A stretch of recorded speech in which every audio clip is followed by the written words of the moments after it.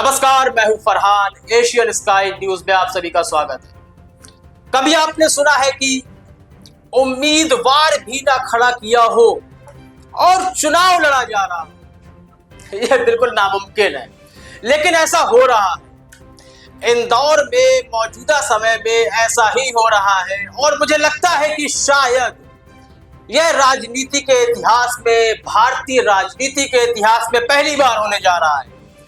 मैं बात कर रहा हूं इंदौर की, और आप सभी को पता है कि इंदौर भारतीय जनता पार्टी की सुमित्रा महाजन का गढ़ रहा है। 35 साल तक वहां पर भारतीय जनता पार्टी ने राज किया और करीब 8 बार वहां से सांसद रही है सुमित्रा महाजन। लेकिन मौजूदा समय में ऐसा क्या हुआ कि बिना उम्मीदवार खड़ा किए भी चुनाव लड़ा जा रहा है। और कौन यह चुनाव लड़ रहा है? कोई और नहीं, विपक्ष लड़ रहा है।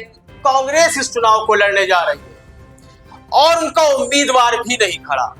दरअसल हुआ ऐसा था कि इंदौर में कांग्रेस के उम्मीदवार अक्षय कांति बम जो है, तो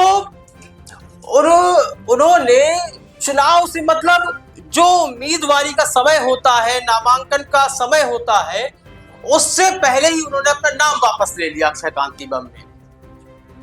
अब नाम वापस लेने के बाद तो एक निर्विरोध जीत हो जाती है कुछ यदि आप निर्दलीय उम्मीदवारों को हटा दें, और वह चुनाव जीतने का काम नहीं करते बल्कि वोट काटने का काम करते हैं निर्दलीय उम्मीदवार।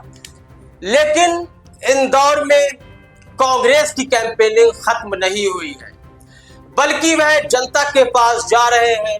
उनका उम्मीदवार भी नहीं खड़ा और जनता से कह रहे हैं कि आपको नोटा पर वोट करना है। और कांग्रेस ने बिल्कुल भरोसा दिलाया है और उसे खुद भी उम्मीद है कि वहां से या कोई जीते या हारे, लेकिन ज्यादा वोट तो नोटा को ही जाएंगे, यह कांग्रेस का कहना है।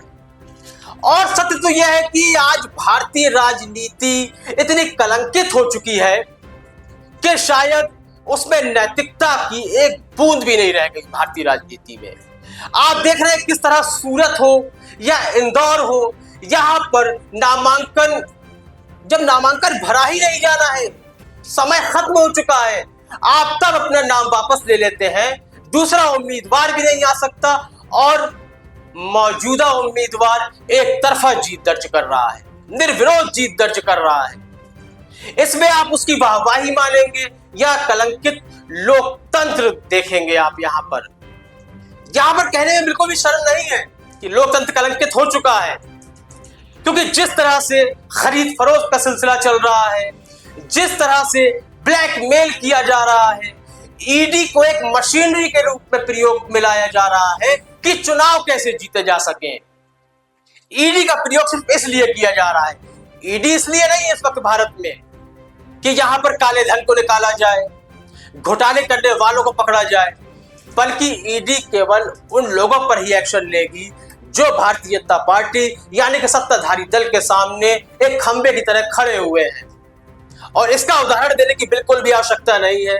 आप सब भली भांति जानते हैं कि इस कार्यकाल में किस तरह से ईडी का प्रयोग किया गया है। और जिन लोगों ने, चाहे अक्षय कांति बम हो या सूरत में अपना नामांकन वापस लेना हो, केवल ईडी का भय है या फिर कुछ और, इस संबंध में अपनी राय हमें कमेंट सेक्शन में बस दे सकते हैं। अपनी राय देना बिल्कुल भी ना भूलें।